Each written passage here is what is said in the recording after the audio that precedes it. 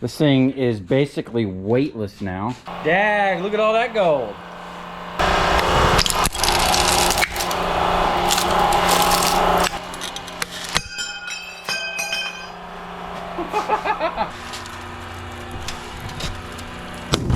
Oh yeah, that's what I'm talking about.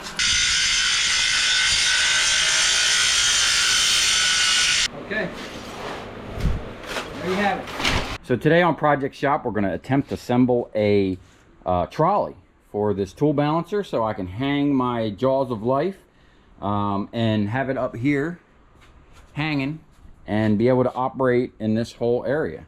So what we're going to do is, we don't have all the right equipment that we need, but we do have a pile of random steel and parts and a good imagination. So we're going to see this stuff here. I pulled off of the light fixtures. These were the arms that actually held the fixtures. These are the bolts. Basically, it would look like this. These are the fixture. The big old heads would be bolted out here. So I recovered this hardware and didn't know what I was going to use it for, but we have it. And this is all stainless bolts. Now these bolts here are basically brand new. They're $4.75 a piece at Home Depot. I literally have buckets of them from a job. So we're going to utilize some of this, these two pipes, and this track to get this hanging from the ceiling.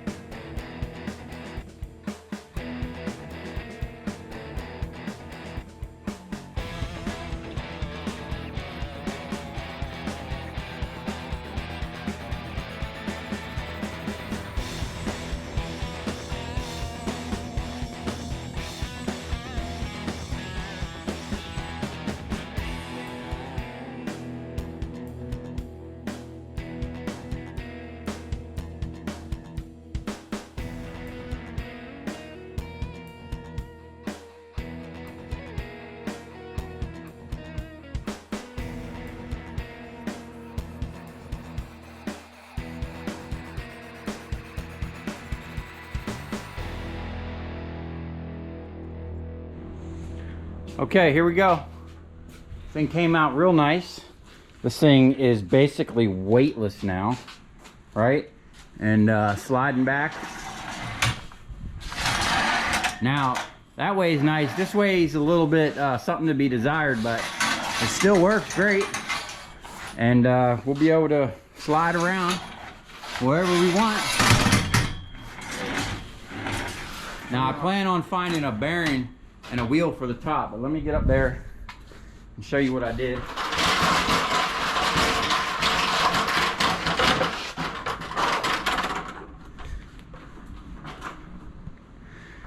So this was real simple. I basically did this 2 times, same exact thing up there to hold it to the beams, and we made these things parallel, and this is just sliding on here. Okay, I do want to get a wheel so this will roll nice, but for now this will do exactly what I wanted to do, and it didn't cost me a dime, maybe like an hour to figure all this out and get this up here and operational. So looks like we're pretty level too. It's not kind of moving around too much. And now that we have that, we're going to put the spreader on there, and we're going to bring one of these big old transformers over here and cut one side and see if we can't utilize the spreader to remove the aluminum coils.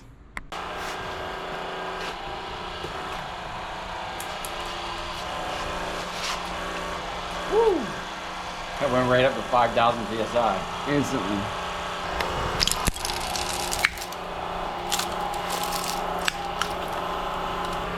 Quarter-inch steel bar.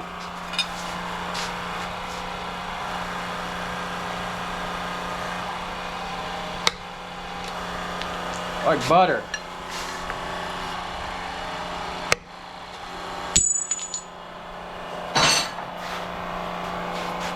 Brass.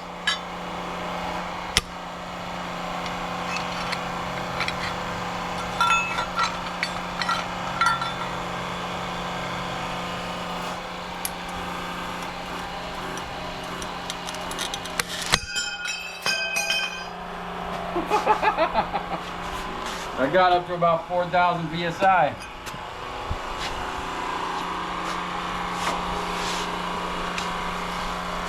Copper fuse.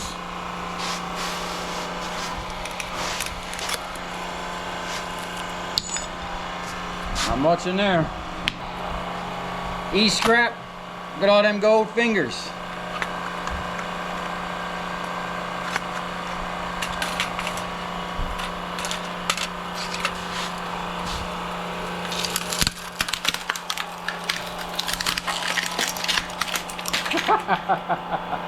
Dag, look at all that gold.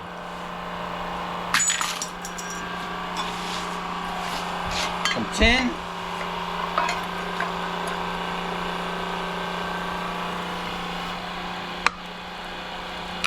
It's actually piercing right through it.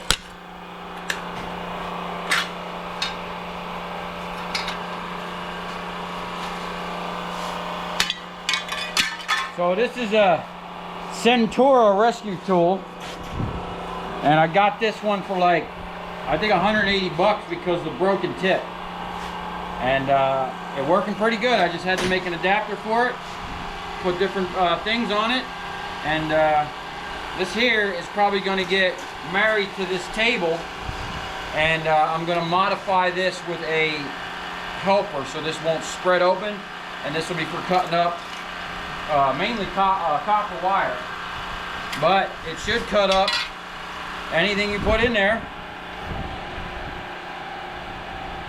1,500, 2,000, oh, 4,000 psi. Woo!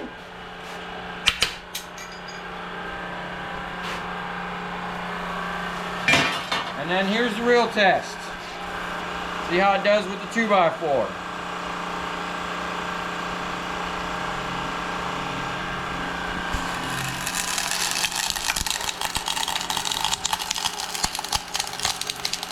We peaked at about 3,800 psi. Hey, you're up high, but get you up.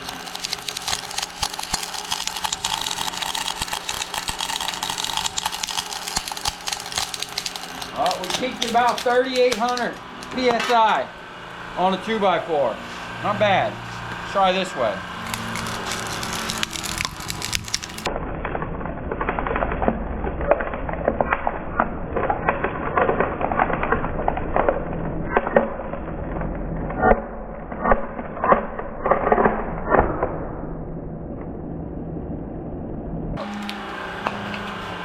psi. So this system's working pretty good. We're going to switch over to the spreader, and then we're going to pull a transformer over here and see if we can't pull out the coils.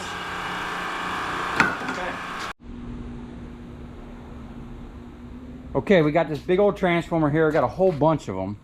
I think there's 7 in total. These things are actually brand new, never been energized. They just sat out there on the beach, and if you guys seen that video with the 4-tier copper donut, that's where all this stuff came from. So what we're going to do is try to get this housing off of here. Now this thing is rusted. I don't even think we can get the impact on here with the nut driver, but we're going to try. If not, you know, we got a jaw. We'll recover this stuff one way or the other. I got 2.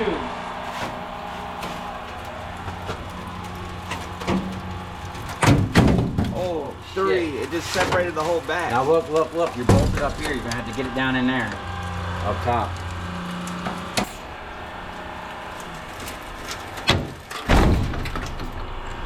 Back in there with another bite.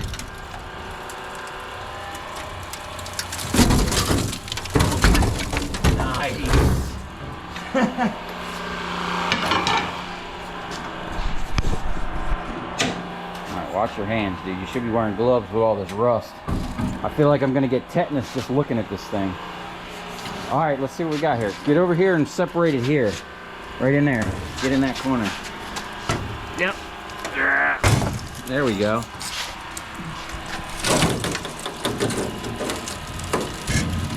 Try to get a better bite. Man, this thing is working nice. See if I can't open that up. Get a better bite. You're sliding off. Get a better bite. Yep.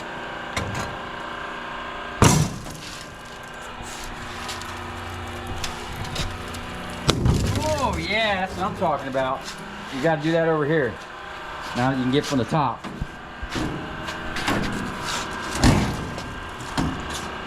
Yeah, you had it right the first time. Go ahead, start spreading. I'll try to get back down in there, get a better bite. Oh.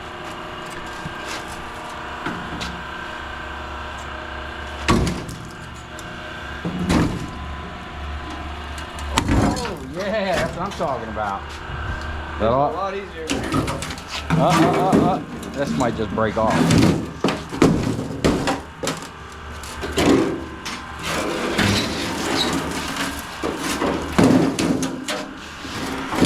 Ah, tetanus. Yeah, spread it right there in the corner. No, you're gonna have to come right here, dude. I don't think you're gonna get it right there. And put that back.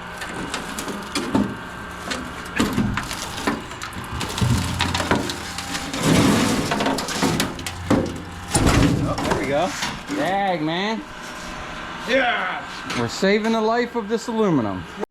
Okay, we got the case off pretty easy, and this thing's working nice, and it's absolutely weightless with this setup, you know. So actually we need to crank up on that a little bit. Yeah, that's what I'm saying. It looks a little heavier.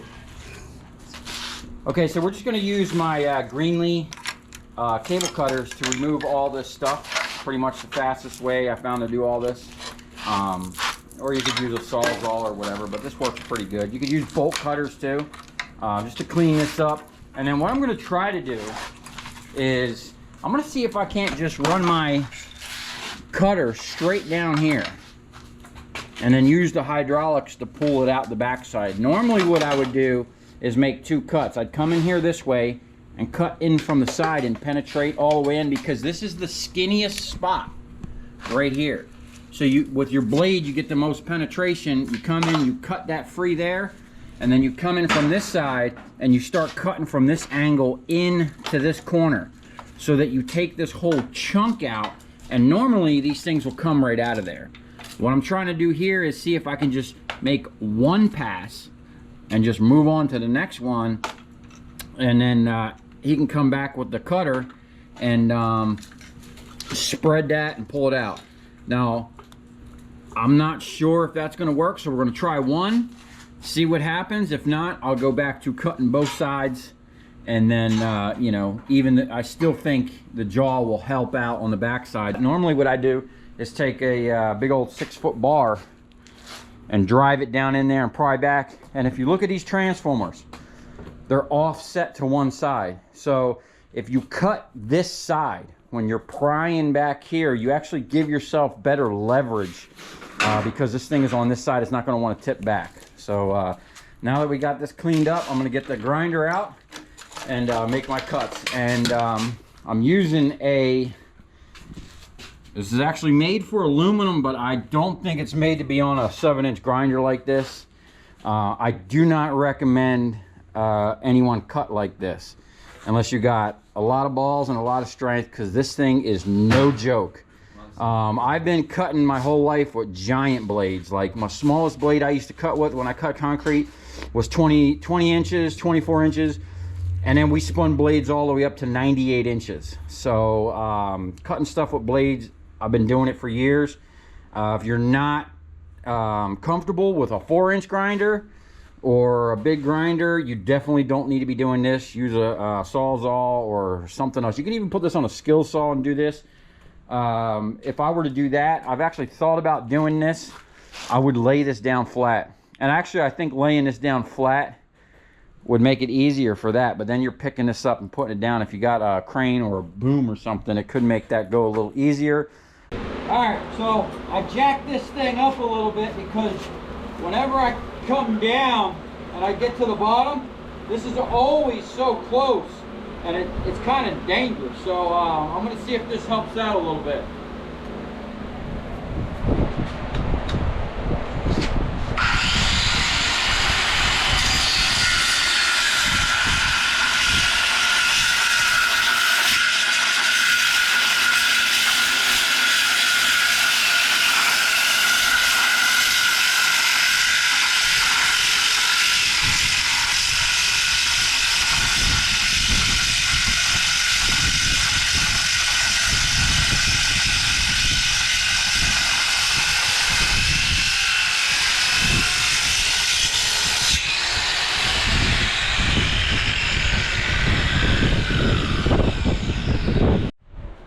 Okay, as you can see, we're only able to penetrate 2 of the 3 coils.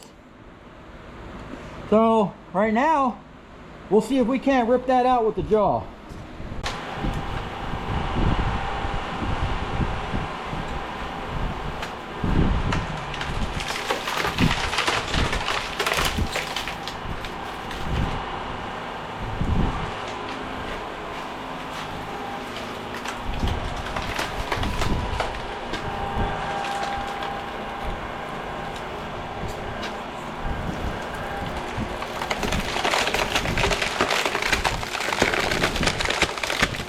The other side, dude, like pulling it out. Oh yeah. Dang.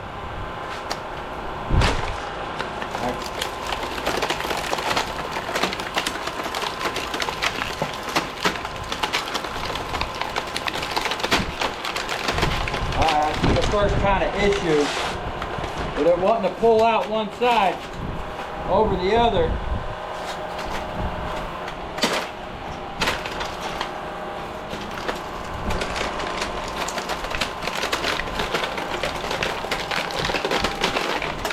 I'll tell you what, that's freaking awesome. I pretty much pulled that right out of it. That. Nice. This is how I normally do it. I get these in there and work it out like that. But sometimes they're super tough.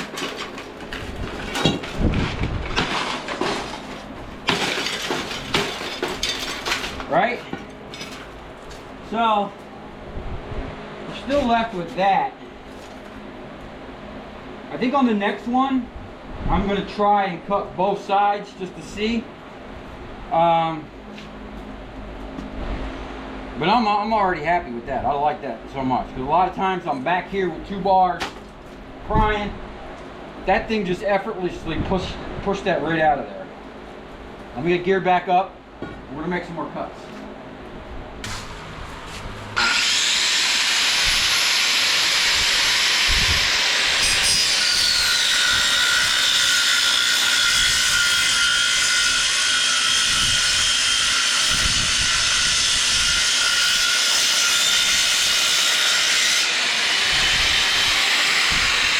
Okay, I'll do slow-mo. Okay. Ready? Yep.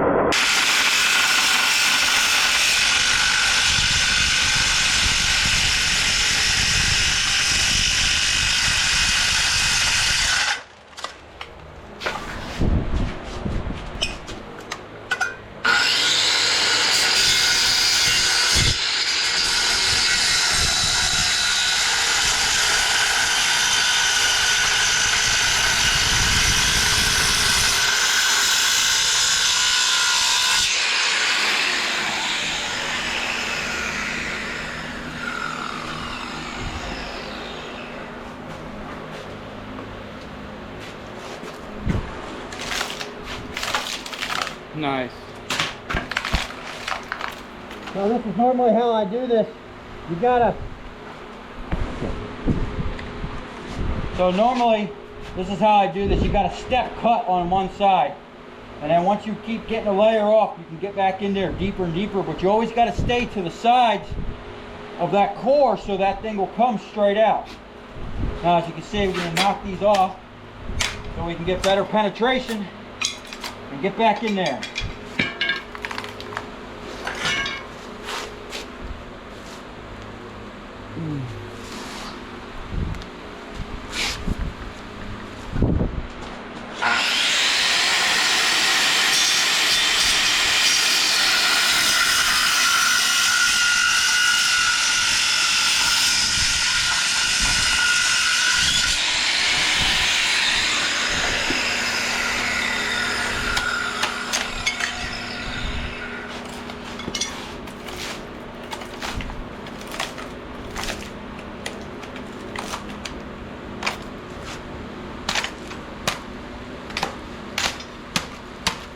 That wants to come out already.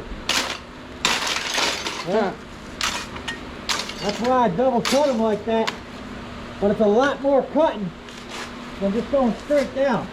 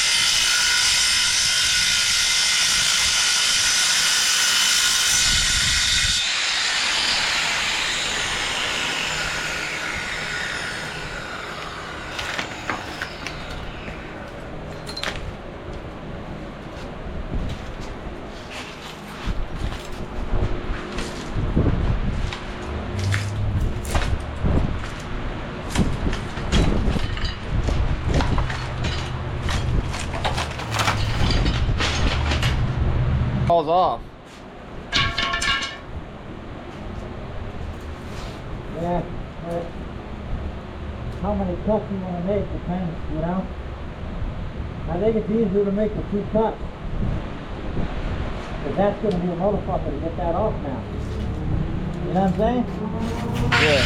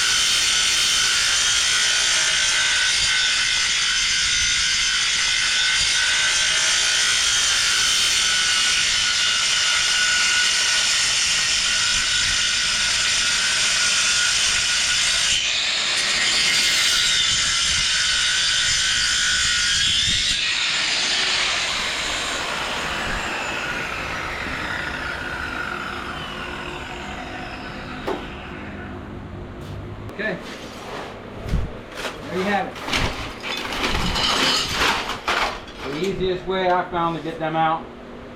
Now, there are some that are extremely hard, and I think this jaw is actually going to come in great. It's going to work out good.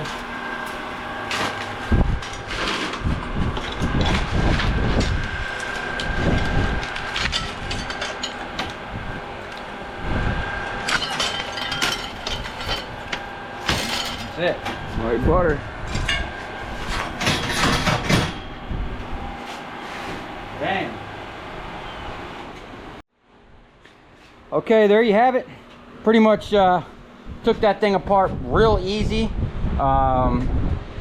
This is the first time I ever propped these up, and I'll tell you what, that made a big difference. That little bit of angle, the whole thing was a little bit safer, and when I got to the bottom, it was a lot easier to end the cut rather than the way it was before, where the thing was too close to the ground. So we got 6 more of these big transformers to do. We'll get on them tomorrow, make some videos of that, and we got a whole bunch of electrical gear, giant breakers, disconnects, and panels. We'll probably recover some silver out of that. So stay tuned, we got a lot more shit coming. We're gonna upgrade a lot more stuff. This is just kind of temporarily, and just to kind of prove the concept. I love how that feels. That wasn't necessarily the easiest, you know, we didn't really need the jaw to push this one out. This one came out relatively easy. Probably because it was brand new and never energized, you know? The cooked ones, the ones that have been all around a while, they kind of seem to be given a little more difficulties. Most of the times, if you cut them right, they'll come out like this, no problem. Now I have a big copper one we're gonna bring over here, and I cut one of the 3 coils off, and I just could not get it to come out.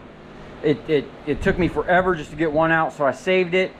And now that I got the jaw, we're gonna bring that big old copper transformer over here and see if we can't liberate that copper from that steel. So if you come this far, thanks for watching. Stay tuned, we got a lot more stuff coming. And if you look over here, big things are about to start happening over here. The 55-ton Ramco is going to get an upgrade that I don't even think the 55-ton Ramco can handle. So stay tuned for that, and we're going to start ripping the copper out of everything.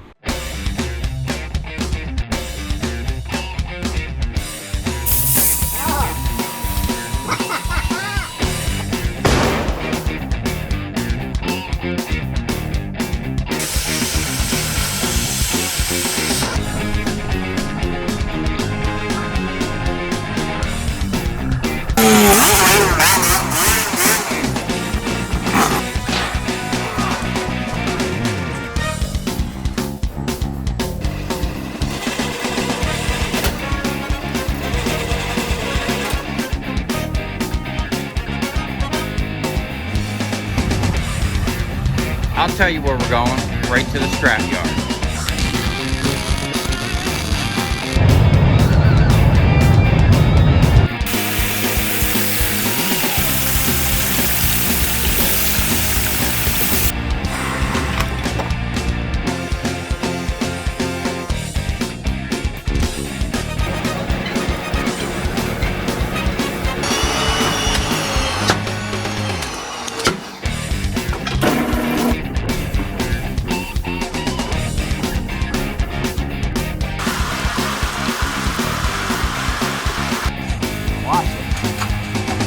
Dancing. You ever seen your copper dance before?